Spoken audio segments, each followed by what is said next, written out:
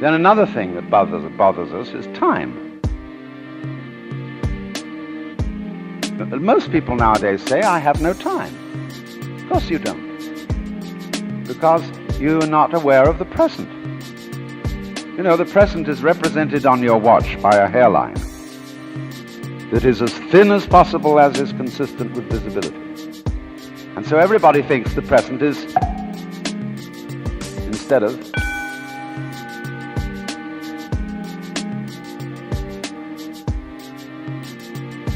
now, the present is the only real time. The only real time. Only real time. There is no past, and there isn't a future, and there never will be. Present is the only real time. We think ordinarily of the present as an infinitesimal point at which the future changes into the past. And we also do a terrible thing. We imagine ourselves to be results of the past. And we're always passing the buck over our shoulders, like when God approached Adam in the Garden of Eden and said, "Hast thou eaten of the fruit of the tree whereof I told thee thou shouldst not eat?" And Adam said, "This woman thou gavest me, she tempted me, and I did eat." And God looked at Eve and said, "Hast thou eaten of the fruit of the tree whereof I told thee thou shouldst not eat?" And she said, "The serpent beguiled me, and I did eat."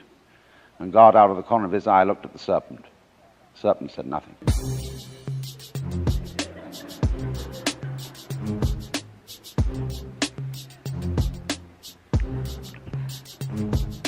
So you see, we're always passing the buck.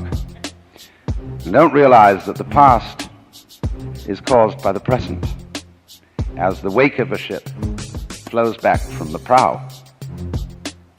Now, the wake doesn't drive the ship any more than the tail wags the dog. The present is the only real time. But we've all got excuses. Well, my mother had a fit while she was carrying me in the womb. They didn't bring me up right.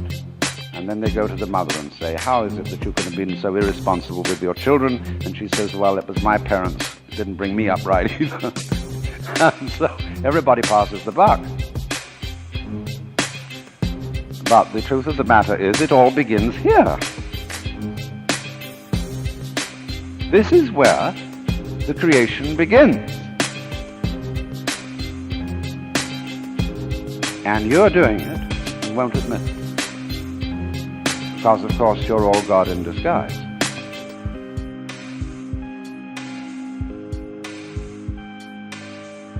You're all God in disguise.